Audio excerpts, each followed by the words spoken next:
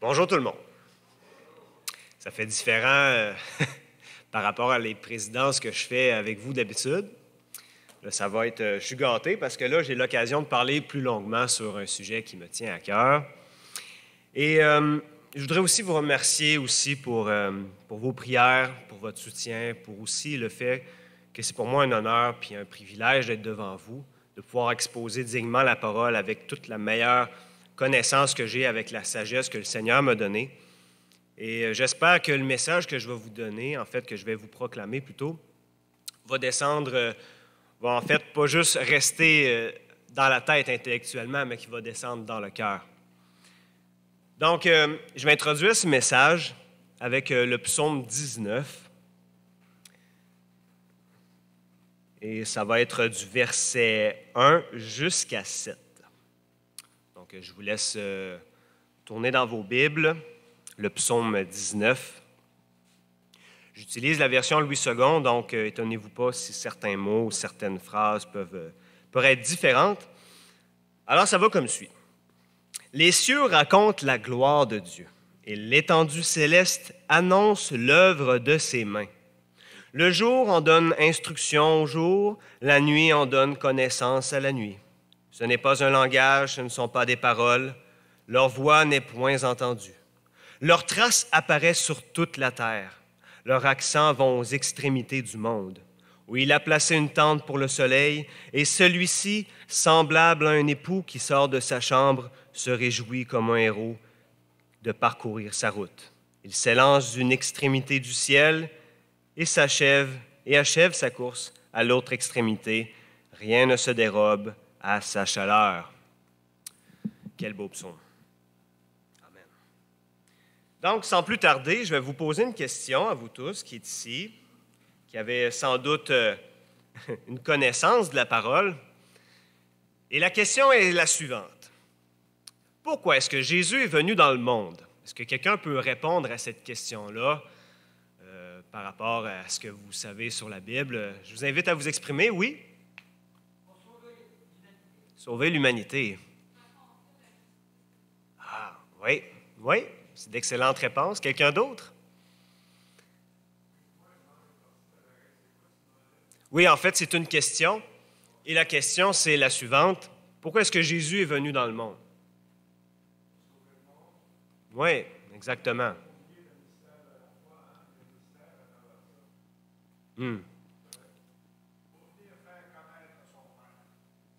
Oui, c'est toutes des réponses très excellentes et très profondes aussi quand on pense à le fait que Dieu a substitué son Fils pour prendre sur nous nos péchés. Il y a de quoi de très profond là-dedans. Ça signifie que c'était une nécessité, nécessairement. Mais voilà, l'Évangile de Jean nous donne ici une réponse très claire et très directe à ce que Jésus donne sur cette réponse, en fait. Et cette réponse, nous la trouvons dans Jean, chapitre 18, verset 37. Alors, je vous invite à tourner dans ce coin-là de votre Bible. Chapitre 18, verset 37. Oui, exactement. Donc, pour vous mettre un peu en contexte, ici, on a la comparution de Jésus qui est, de toute évidence, passé devant le Sanhédrin. Et de prime abord, le Sanhédrin le trouvait coupable. Alors, oui, 18, verset 37, exactement. Donc, Jésus se ramasse comme ça devant Ponce Pilate au prétoire, et il y a une discussion entre les deux. D'ailleurs, Jean fait, on va dire, une emphase sur ce qui s'est passé, ce qui s'est dit entre ces deux rois, finalement. Et le verset va comme suit. Pilate lui dit, « Tu es donc roi? » Jésus lui répondit, « Tu le dis, je suis roi. Et voici pourquoi je suis né, et voici pourquoi je suis venu dans le monde, pour rendre témoignage à la vérité. Quiconque est de la vérité, écoute ma voix. » Quelle déclaration! Et d'ailleurs, je vais juste faire une petite parenthèse sur ce que Pilate va répondre, mais je ne m'éterniserai pas sur le reste du verset, parce que la question plutôt que Pilate pose à Jésus, sans même finalement entendre la réponse, est celle-ci. Qu'est-ce que la vérité? C'est une question importante et très profonde. Et d'ailleurs, on s'étonne de voir que Pilate lui-même n'est pas resté auprès de Jésus pour entendre ce qu'il avait à dire. Mais plutôt, il s'est retourné et on connaît la suite des choses. Présenter Barabbas versus Jésus. Qui voulez-vous voir libéré? Qui voulez-vous voir crucifié? Eh bien, les gens ont crié « Crucifiez Jésus ». Donc, jusque-là, on connaît le reste de l'histoire. Mais voilà, le message ici a pour thème le témoignage à la vérité. Et c'est un témoignage de la plus haute importance, étant donné que Jésus est venu dans le monde pour ça. Alors, sans plus tarder, Pilate n'est pas dans la salle, mais on va tenter de répondre à cette question, qu'est-ce que la vérité? C'est une question large aux appréhensions très profondes. Seulement, pour définir qu'est-ce que la vérité, de prime abord, ça semble très compliqué et très hasardeux, très ardu à répondre. Mais il y a une solution. C'est-à-dire que pour définir ce que c'est la vérité, il faut nécessairement connaître aussi ce que c'est le mensonge.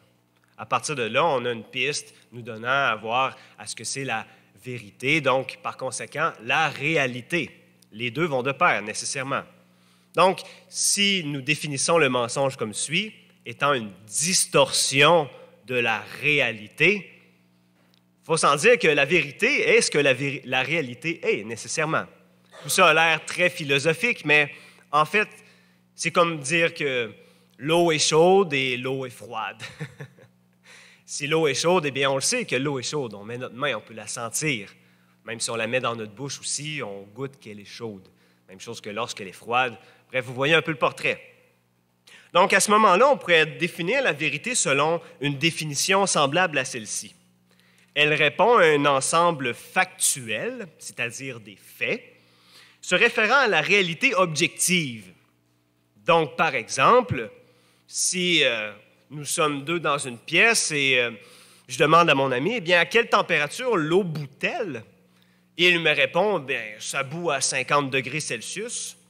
Je vais dire, bien, vérifions le thermomètre, puisque c'est une loi physique. Donc, le thermomètre va tout de suite m'indiquer que bien, l'eau va bouillir à 100 degrés Celsius. Donc, ici, la vérité, c'est que l'eau bout à 100 degrés Celsius et sur le fait dans lequel je m'appuie, c'est que ce thermomètre, la loi physique de la thermodynamique, eh bien, elle me donne la réponse comme de quoi? Bien oui, l'eau bout à 100 degrés Celsius. Quand même que cet ami dirait, ben non, je ne veux pas adhérer à ce que tu dis. Mais à ce moment-là, eh bien, c'est renier tout un pan de la science, tout un pan des lois dans lesquelles qui fait qu'on peut habiter et vivre la vie qu'on vit, quoi. Bref, s'il n'y a pas de vérité objective claire, donc, s'il y a une vérité objective claire, nous devons lui rendre témoignage, effectivement. Beaucoup de gens, même dans notre quotidien, on s'exprime sur le fait qu'on rend témoignage à ce qu'on croit souvent être la vérité. Bien que ceci, des fois, dans nos ténèbres et dans notre faillibilité humaine, eh bien, on s'entend que c'est plutôt compliqué. Mais voilà, Jésus nous donne ici la réponse pourquoi il est venu dans le monde pour rendre témoignage à la vérité. La résurrection, la vie, le ministère de Jésus répondent à ces critères. Par exemple, les miracles, qu'est-ce qui fait que Jésus était finalement le chemin, la vérité et la vie, comme il le décrit? Eh bien, c'est tout au long de son ministère. Non seulement les signes précurseurs qui ont accompagné sa naissance, mais aussi ce qui a accompagné aussi sa résurrection. La résurrection étant l'aboutissement ultime de ce qu'on peut définir comme le christianisme, finalement. Si Christ ne serait pas ressuscité, eh bien, je ne serais pas en avant de vous en train de vous prêcher la parole de la vérité. Évidemment, parce qu'il y a des faits factuels qui attestent et prouvent, non seulement par des témoignages oculaires, mais aussi par des faits historiques. Puis d'ailleurs, Jean-Pascal nous en a déjà parlé, que finalement, la résurrection, c'est un fait historique, appuyé et fiable. Donc, on peut dire que la résurrection, c'est quelque chose qui atteste la vérité. C'est quelque chose qui atteste que Jésus est venu rendre témoignage à cette vérité-là. Mais pas seulement ça, ça peut aller plus loin.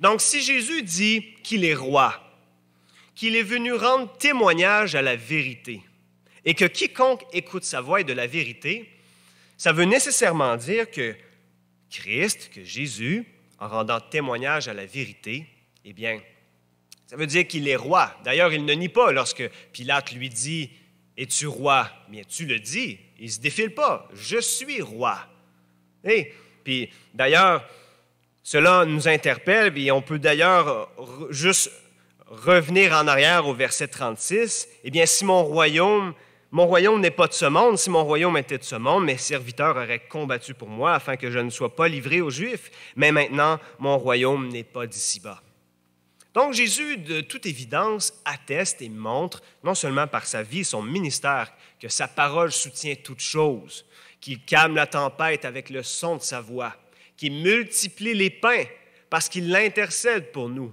qu'il fait toutes sortes de prodiges et de miracles pour attester qu'il est vainqueur sur le péché et sur la mort. Et ça, c'est une vérité très importante dont nous devons témoigner. Seulement, une question m'est venue à l'esprit en méditant là-dessus. Est-ce qu'un roi peut mentir? Si oui, comment un royaume avec un roi qui ment peut-il subsister? D'ailleurs, c'est ce que Jésus a répondu aux Juifs lorsque les Juifs le condamnaient, plutôt l'accusaient en disant « Eh bien, tu fais ces signes au nom de Belzébul ou de Baal ou de Moloch, peu importe. » Eh bien, Jésus va répondre à cela. Eh bien, un royaume peut-il subsister en étant divisé par lui-même? Bien sûr que non. Même le royaume de Satan, si c'est les anges démoniaques se retournaient les uns contre les autres, eh bien, Satan ne pourrait pas assurer la survie de son propre royaume, ni même la survie de sa propre œuvre. Et c'est la même chose pour le royaume de Dieu. La vérité, en fait, doit demeurer une constante très importante au sein d'un royaume, et non seulement au sein du royaume, mais au sein de notre propre vie.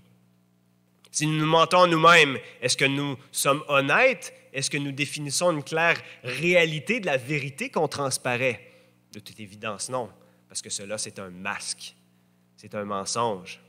Et d'ailleurs, dans la Bible, on voit qu'il y a eu des rois qui ont eu recours à cette ruse de mensonge, de malhonnêteté, et on voit ça, plus précisément, en fait, le livre des Juges nous montre à quel point, avant que Israël soit un royaume, eh bien, le royaume était divisé, séparé, soumis à toutes sortes de guerres tribales, de mensonges, de révoltes, de toutes sortes de choses qui n'étaient pas clairement, on pourrait dire, définies comme la réalité et la vérité, finalement.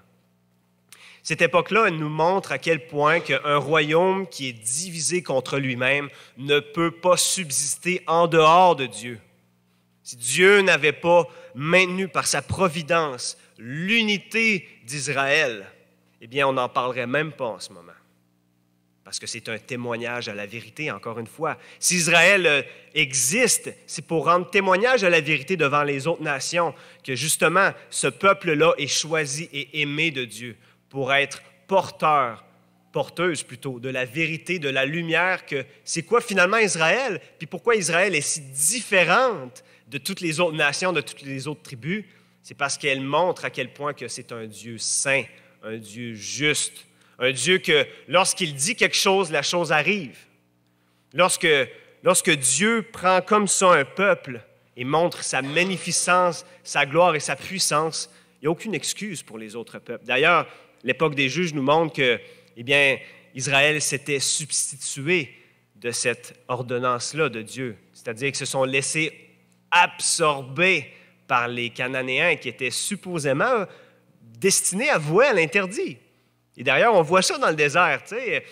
On a cette tribu de Corée qui murmure contre Moïse, qui murmure contre Aaron, qui murmure contre, bref, tout le sacerdoce qui est mis en place, contre la vérité qui est mise en place.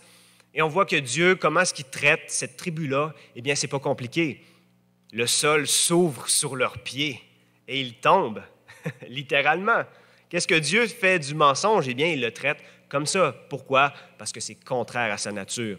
Dieu n'est point un homme pour mentir. C'est ça qu'on lit dans le livre des Nombres, chapitre 33. Le verset m'échappe, mais Dieu n'est point un homme pour mentir. Dieu ne se défile pas. Dieu tient ses promesses. Pourquoi? Parce qu'il est la vérité, le chemin et la vie. Et donc, on a cette époque tribale des juges qui atteste et montre qu'un royaume divisé contre lui-même ne peut subsister de toute évidence sans la providence de Dieu. Et on a une époque qui apparaît un peu plus tard, celle du règne royal de David et de Salomon, qui à son apogée, on peut voir que lorsque la vérité était en place, lorsque ce témoignage de la vérité était en place au sein même de ce royaume, eh bien, il subsistait. Et non seulement ça, même les autres nations le reconnaissaient. Lorsqu'on regarde à l'apogée du royaume de Salomon, lorsque les nations, même le roi de Tyr, envoyait des bateaux avec des ressources pour construire le temple, cela montre d'une manière assez évidente qu'un royaume unifié, eh bien, c'est un royaume qui transpire la vérité, qui transpire la réalité, que ce peuple-là est entièrement consacré et mis à part par Dieu pour faire éclater quoi? Encore une fois, sa vérité.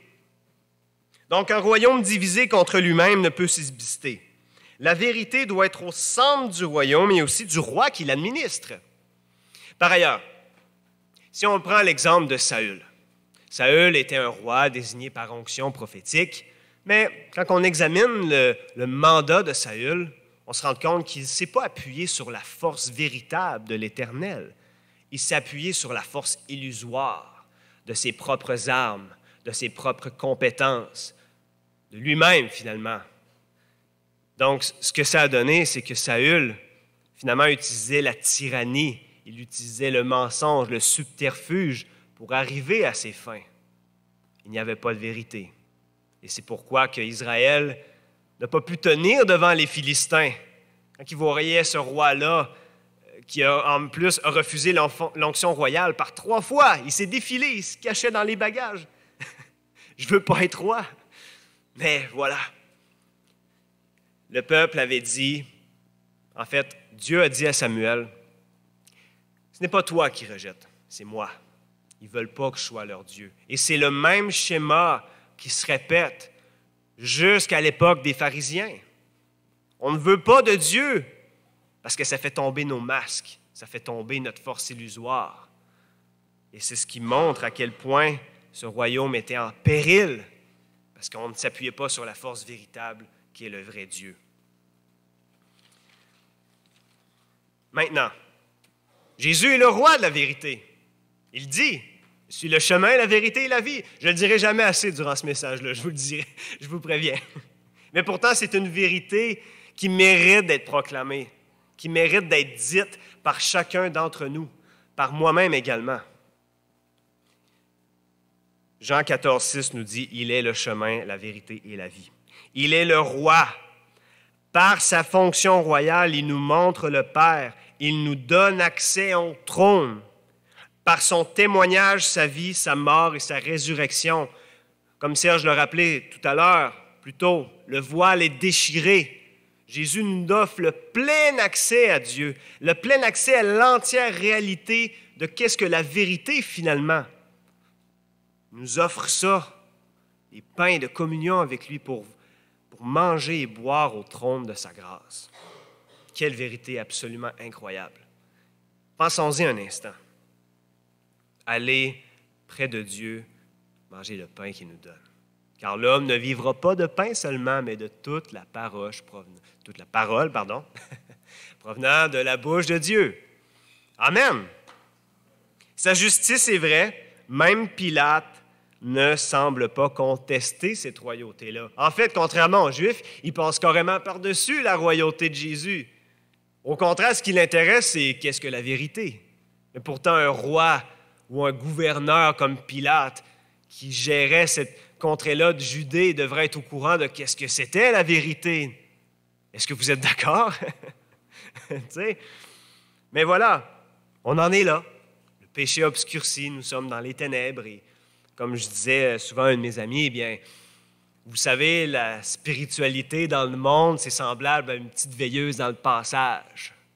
Ça nous aide un peu à ne pas nous taper les orteils sur le coin du meuble la nuit, mais quand le jour se lève, eh bien, cette veilleuse est inutile. Et le jour, mes amis, le jour, la vraie lumière, c'est quoi? C'est Jésus-Christ, notre Sauveur, lui qui est venu rendre témoignage à la vérité, que quiconque écoute sa voix est de la vérité. Tout ça pour dire que si Jésus est roi, ici il nous prend avec lui, il nous amène dans le lieu saint, dans le repos qui est en lui, dans la vérité qui est en lui, dans le chemin qui mène vers lui. Ça veut dire qu'une chose que l'Écriture atteste, c'est qu'on est co-héritier au royaume. D'ailleurs, c'est ce que Paul dit. Si nous sommes amenés à rendre témoignage de la vérité, donc, ce que Paul dit en 2 Corinthiens 3:3, c'est que nous sommes comme des lettres vivantes, que cette lettre est écrite dans notre cœur et connue et lue de tous les hommes. C'est le grand mandat que Jésus nous a donné. Et plus important encore, ne savez-vous pas que nous jugerions les anges? Pourquoi pas à plus forte raison les affaires de cette vie? Donc, voyez-vous, Dieu nous prend tel qu'on était, mais il nous aime tellement qu'il ne nous laisse pas tel qu'on est. Il nous transforme, il nous amène à une bénédiction au-delà, supérieure. David a vu de loin les bénédictions qui s'en venaient, puis qui ne pouvait pas calculer à quel point c'était incommensurablement meilleur de ce à quoi il aspirait, puis ce à quoi il désirait. Dieu y offre encore au-delà plus.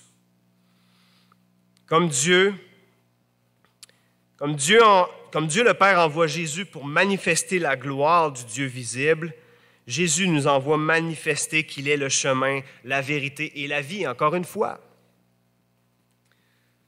Ensuite, un autre texte très important. Mais ça veut dire que, bien évidemment, en professant cette vérité-là, il y a des gens qui vont arriver, eh bien non, ta vérité n'est pas la mienne. Ou bien il y en a qui vont souvent dire, eh bien la vérité c'est relatif. Mais la vérité est tout sauf relative.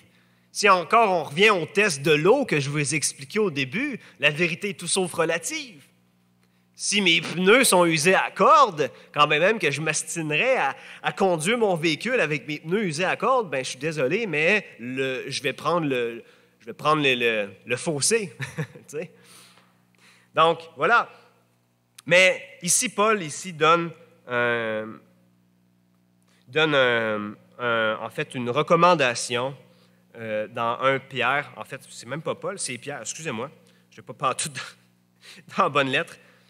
Mais sanctifiez dans vos cœurs Christ le Seigneur. Soyez toujours prêts à vous défendre contre quiconque vous demande la raison de votre espérance qui est en vous, mais faites-le avec douceur et crainte. C'est ce que d'ailleurs Jésus a fait devant Ponce Pilate. Jésus ne s'est pas obstiné avec Ponce Pilate. Il a dit ce qu'il dit être. Il a dit la vérité. Il a pointé du fait que tout ce que les Juifs m'accusent pointe vers l'ultime vérité que je suis le chemin, la vérité et la vie, encore une fois.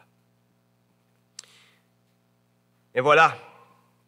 Or, comment est-ce qu'on doit redresser ces personnes-là? Paul dit à Timothée, il doit redresser avec douceur les contradicteurs, dans l'espoir que Dieu leur donnera la repentance pour arriver à la connaissance de la vérité, pour revenir à leur bon sens et pour se dégager des pièges du diable qui les a capturés afin de les soumettre à sa volonté.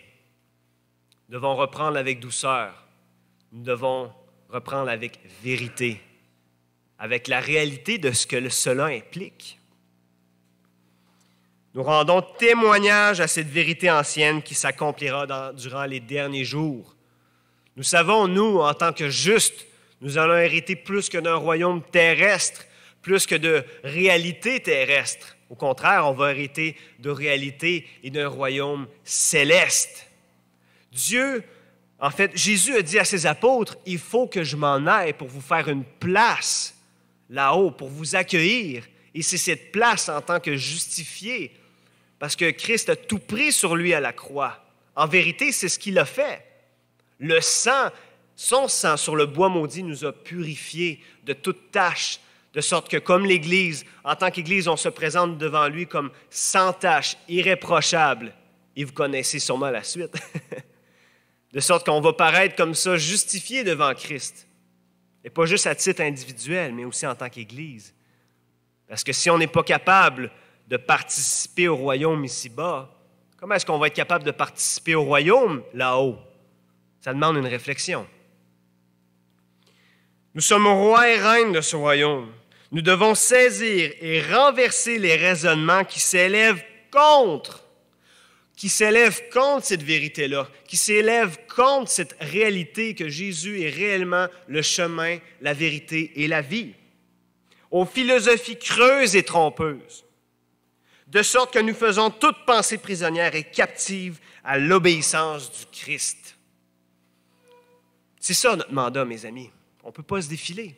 C'est ce que Jésus nous a dit. C'est ce qu'il a ordonné à l'Église, de faire des nations des disciples, de les baptiser au nom du Père, du Fils et du Saint-Esprit, de rendre témoignage à la vérité.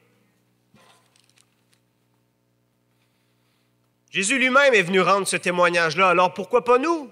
Si nous voulons suivre ses marches, si nous voulons suivre ses traces, si nous voulons suivre qui il est et lui ressembler de sorte que nous soyons semblables à Jésus. Nous devons rendre aussi témoignage de cette vérité-là. Parce qu'on sait qu'elle est valable. Elle est plus que valable. Elle est vraie. Vraie, solide, ancrée dans le béton, dans le rocher de l'Éternel. Cette haute retraite, cette montagne de Sion qui ne peut pas être ébranlée, qui ne peut pas être tassée de là. Qu'elle demeure, elle subsiste éternellement.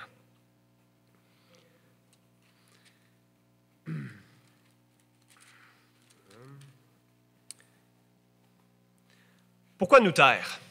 Alors, pourquoi est-ce qu'on se tait? Bien, je n'ai pas la réponse à cette question. Peut-être vous l'avez, mais ici, c'est une question que je vous pose, que je ne vous demande pas nécessairement de répondre, mais que je vous demande de méditer. Pourquoi nous taire?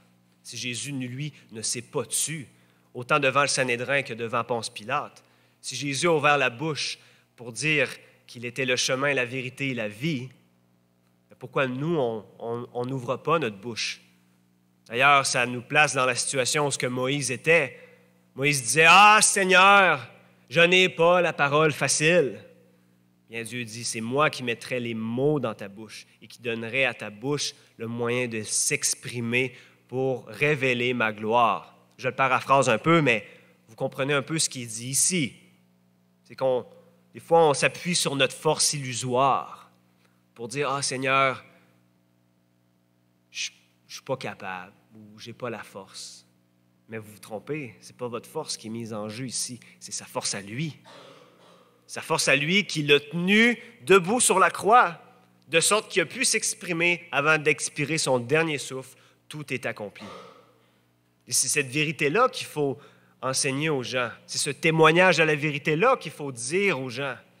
Que sans lui, on est perdu, on est dans les ténèbres. On est cette veilleuse-là dans le passage qui éclaire un petit peu, encore avec nos yeux un peu entrouverts.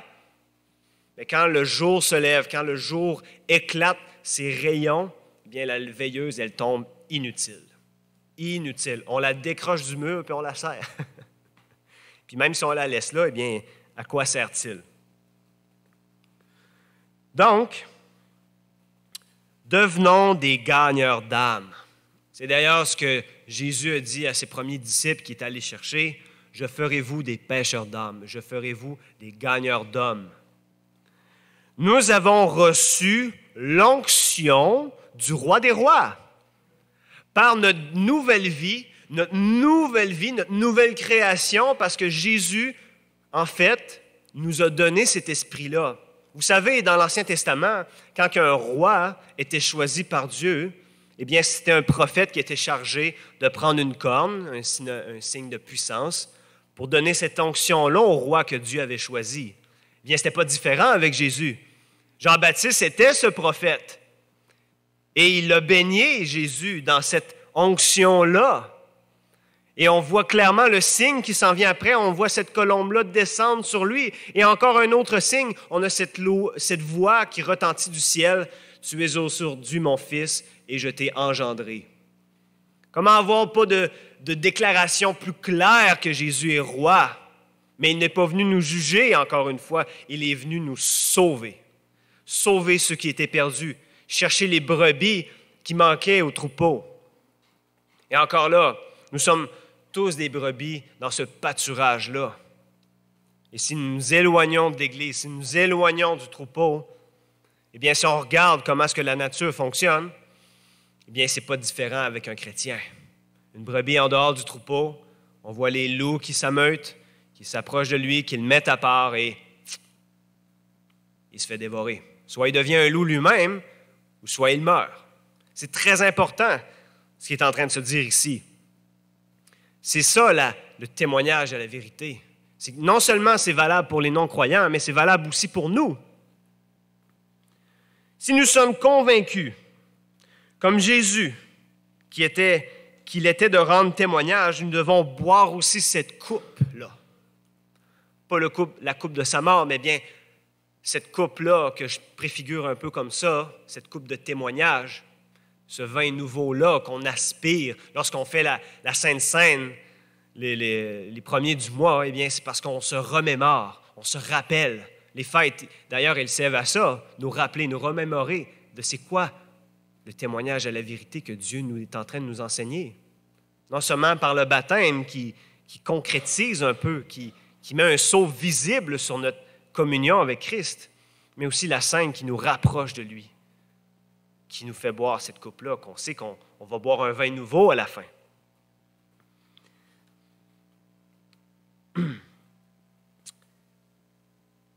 Être chrétien, c'est un engagement. Lorsqu'on était juif dans l'Ancienne Alliance, c'était un engagement. Lorsque tu devenais israélite, tu t'engageais à ce que non seulement les gens qui te suivaient, c'est-à-dire ta maisonnée et tes esclaves, devenaient aussi israélites par le signe de la circoncision, mais aussi lorsque nous nous faisons baptiser, nous nous engageons à suivre et à rendre témoignage de cette vérité-là. C'est très important. Mais nous avons la puissance et l'autorité de le faire reculer les ténèbres et de faire avancer le royaume de la vérité. C'est ça notre ouvrage en tant qu'ouvrier dans la moisson. Est-ce qu'on va être comme la personne auquel le Seigneur, dans sa parabole, a donné un talent à cette personne-là et qui est allé l'enfouir de peur de ne pas l'utiliser ou de mal l'investir? Non. Il nous a donné le mandat de l'utiliser, de s'en servir, de la témoigner. Dans la lettre de Pierre, ici, 22, oui. Donc c'est ça. Dans sa lettre, Pierre nous montre que non seulement Christ est ressuscité, mais il est monté au Père pour nous octroyer non seulement un rang de royauté, mais aussi une puissance que le Saint-Esprit nous donne, que cette onction-là qu'on a en tant que futur roi et reine dans le royaume à venir, eh bien, on a cette puissance-là. Il dit, qui est monté au ciel à la droite de Dieu et à qui les anges et les pouvoirs et les puissances lui ont été soumis.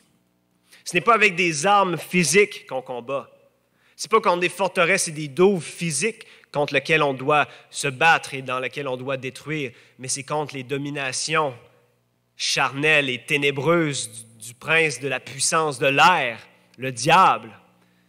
C'est contre on doit revêtir finalement les armes que Paul nous recommande de revêtir avec le casque du salut, le bouclier de la foi.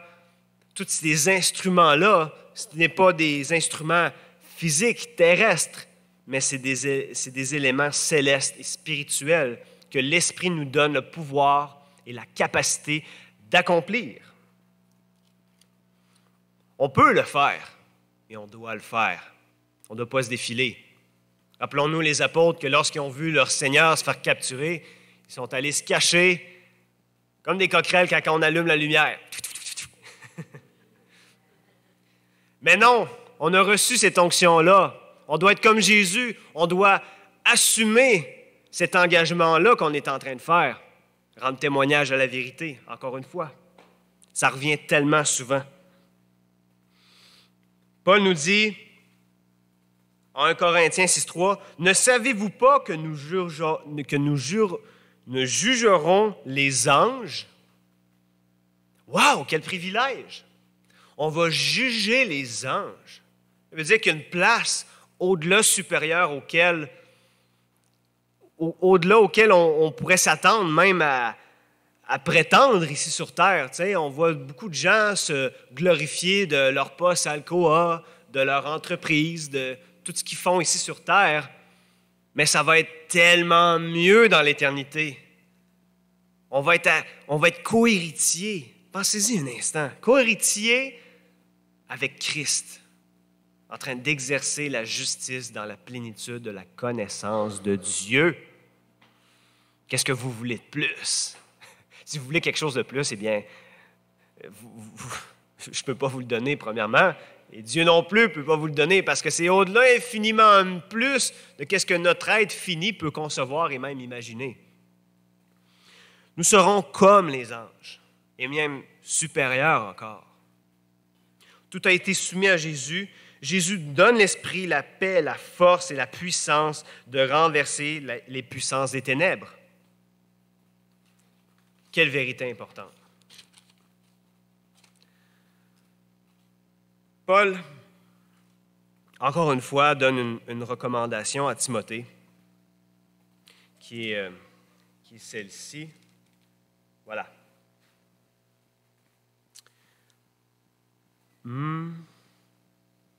Ce n'est pas un esprit de timidité que Dieu nous a donné, mais un esprit de force, d'amour et de sagesse. Le même esprit qui a amené Jésus dans le désert et qui a permis de répondre à Satan, le tentateur, par l'Écriture.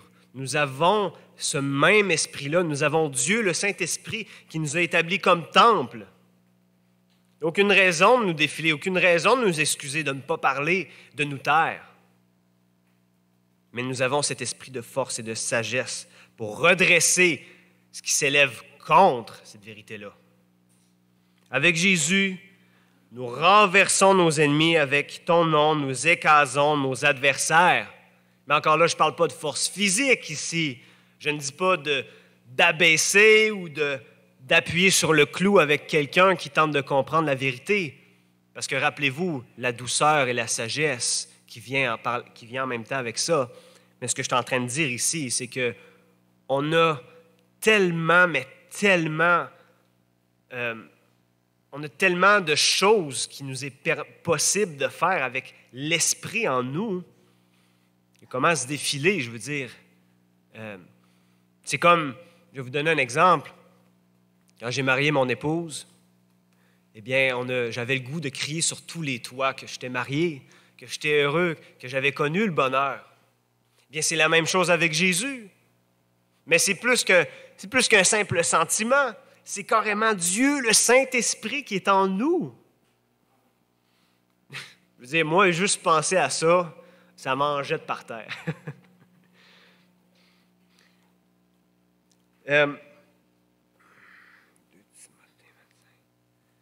Donc, l'Église est le royaume visible et invisible de Christ. En tant que chrétien, témoin de la résurrection de Jésus qui a opéré dans notre propre vie, mais on doit témoigner cette vérité-là, que Jésus nous a fait passer de l'ombre à la lumière, qui nous a fait passer de l'ombre, de la mort à la vie, qui nous aime tellement, comme je le disais tantôt, qui ne veut pas nous laisser tel qu'on était, mais il veut qu'on devienne plus encore, meilleur que ça encore. Finalement, faisons-nous honneur à la couronne et à la place qui nous est réservée à la droite de Christ? Est-ce qu'on fait honneur à ça? Pas dans le sens est-ce qu'on le mérite, parce que clairement on ne le mérite pas. Tout n'est que grâce. Mais est-ce qu'on fait honneur lorsqu'on dit que je témoigne à la vérité que Jésus-Christ m'a fait passer de l'ombre à la lumière? Est-ce que, comme on dit en québécois, est-ce que les bottines suivent les babines? Est-ce qu'on fait cela? Je vous pose la question encore une fois. Je ne suis pas ici pour faire le cas de personne, mais en méditant cette prédication, je me le suis appliqué à moi-même. Est-ce que dans ma vie, je témoigne assez de cette vérité-là qu'elle me transformée de sorte que mes bottines suivent mes babines? que lorsque je témoigne que Christ est la vérité, le chemin et la vie, est-ce que ça transparaît dans ma vie? Ou est-ce que c'est une illusion ou une ombre? Quelque chose que je mets comme ça en avant de ma maison pour dire « Ah ben je vote Biden ». Non. C'est pas juste une pancarte ou quelque chose qu'on accroche sur notre mur pour nous rappeler certaines vérités précises. Non, c'est plus que cela. C'est en nous. Il nous le donne. Donc voilà. Quiconque écoute la voix de Jésus est de la vérité. Si nous écoutons sa voix, nous pouvons être sûrs une chose, c'est qu'elle ne mènera pas au mensonge, elle ne mènera pas à la tyrannie, elle ne mènera pas dans l'erreur, elle ne mènera pas à la division, elle va mener à la vérité, à la joie, à la force, à la sagesse, à la plénitude perpétuelle de la connaissance du Dieu, notre Sauveur et notre Seigneur. En terminant, frères et sœurs, j'ai dépassé un peu le temps que je pensais prendre pour ce message-là. Je vais vous inviter à lire la première épître de Jean. 1 Jean, pas l'Évangile, mais bien l'épître. Tout le chapitre 1 transparaît de ce que je viens tout de vous parler ici. Donc, 1 Jean 1, il dit « Ce qui était dès le commencement, ce que nous avons entendu, ce que nous avons vu de nos yeux, ce que nous avons contemplé, ce que nos mains ont touché concernant la parole de la vie, et la vie a été manifestée, nous l'avons vue, nous en rendons témoignage, nous en annonçons la vie éternelle qui était auprès du Père et qui nous a été manifestée. Ce que nous avons vu et entendu, nous vous l'annonçons à vous aussi, afin que vous aussi vous soyez en communion avec nous. Or, notre communion est avec le Père et avec son Fils Jésus-Christ. Ceci, nous l'écrivons afin que notre joie soit complète. Voici le message que nous avons entendu de lui et que nous vous annonçons. Dieu est lumière et il n'y a point en lui de ténèbres. Si nous disons que nous sommes en communion avec lui et que nous marchions dans les ténèbres, nous mentons et nous ne pratiquons pas la vérité. Si nous marchons dans la lumière comme lui-même est dans la lumière, nous sommes en communion les uns avec les autres et le sang de Jésus, son Fils, nous purifie de tout péché. Si nous disons que nous n'avons pas de péché, nous nous séduisons nous-mêmes et la vérité n'est pas en nous. Si nous confessons nos péchés, il est fidèle et juste pour nous pardonner nos péchés et nous purifier de toute injustice. Si nous disions que nous n'avons pas péché, nous le faisons menteur et sa parole n'est pas en nous. Que dire de plus que l'apôtre Jean vient de s'exprimer à partir de cette vérité-là? Vérité tellement importante, mes amis. Combien on est fiers d'annoncer à nos amis et aux gens qu'on connaisse, « Hey, demain, il va mouiller! » Mais j'ai de quoi de plus important à dire, mon ami, c'est que Jésus-Christ m'a sorti de ma situation ténébreuse en laquelle il n'y avait aucune vie. J'étais mort au péché. Rappelez-vous le premier chapitre de Romains, qu'est-ce qu'il dit? « Car tous sont péchés et sont privés de la gloire de Dieu. » Il n'y a pas un bon, pas même un seul qui ne cherche Dieu, pas un juste. Même Jésus va reprendre, en fait, Paul reprend ce que Jésus a dit, c'est que personne n'est bon si ce n'est Dieu seul. Donc, si on compile tout ce qu'on vient d'énumérer ici présent, avec ce témoignage à la vérité, pourquoi est-ce que Jésus est venu dans le monde? Oui, il est venu nous sauver, mais nous sauver du mensonge, de la mort, de la tyrannie, de toutes les choses obscures dont le monde émane, des petites lumières de passage, la veilleuse. Mais nous, on a quoi? On a la lumière du jour avec nous. Parce que lorsqu'on lit à la fin de l'Apocalypse, on se rend compte qu'il n'y aura plus ni jour, ni nuit. Mais c'est la gloire de l'agneau de Dieu qui va éclairer toute la ville. Pensez-y un instant. C'est complètement fou. Je veux dire, mon esprit n'est pas capable de comprendre et d'imbriquer tout ça ensemble, tellement que c'est merveilleux et glorieux. Personne ne peut voir Dieu et vivre en même temps. Alors, pour terminer, pour vraiment terminer, quel genre de témoignage nous allons rendre en sortant d'ici? Est-ce qu'on va rendre témoignage à la vérité ou est-ce qu'on va rendre témoignage de d'autres choses? Ah, j'ai coupé mon gazon hier, puis ça a bien été. C'est ça notre témoignage en tant que chrétien. Ah, j'ai couru à Côte-Saint-Georges, ça a fait du bien. C'est ça le témoignage à la vérité? Non. C'est que je suis passé de l'ombre à la lumière. Il m'a ramené de la vie. Il m'a ramené de la mort dans laquelle j'étais coincé. Ça me prenait un œuvre divin. Ça prenait un sauvetage divin. Pas pour rien que, je crois que c'est Luc qui dit, Jésus est le grand médecin. Et on pourrait paraphraser pour dire, l'Église, c'est son grand hôpital dans lequel il guérit et sauve les gens. Il guérit les cœurs brisés et il libère les captifs. Toutes les réponses que vous m'avez données au début, lorsque je vous ai posé la question « Pourquoi est-ce que Jésus était venu dans le monde? » c'est toutes des réponses excellentes. Mais en fait, ce que ça disait dans l'ensemble, c'est que ça témoignait que Jésus est le chemin, la vérité et la vie. Il est venu dans le monde pour rendre témoignage à la vérité. Et quiconque écoute sa voix est de la vérité. Sur ce, merci beaucoup, frères et sœurs, de m'avoir écouté. J'espère que ça n'a pas été trop long. J'espère que je n'ai pas trop appesanti vos yeux dans un peu ces dédales doctrinales. Mais je vais terminer avec un mot de prière et nous laisser avec ça. Donc, tendre Père, merci pour ta parole. Merci pour ton onction que tu nous as donnée. Merci pour le royaume. Merci d'être venu dans le monde pour rendre témoignage à cette vérité-là, Seigneur, qui nous a sortis de l'ombre et qui nous a fait passer à la lumière. Merci, Seigneur, parce que sans toi, notre cause était désespérée, elle était perdue. On avait besoin de toi, Seigneur. Et toi, tu n'as pas été sourd, tu n'as pas été insensible à notre cri. Tu es venu nous chercher là où nous y étions et tu nous as transformés en accord avec ta vérité, en accord avec la vie dont tu émanes et en accord avec la connaissance que tu nous as donnée de toi, Seigneur. Ainsi, cette prière, j'achève en disant que à toi, Seigneur, revient toute la gloire, la louange, la force au siècle des siècles. Amen. Soyez bénis.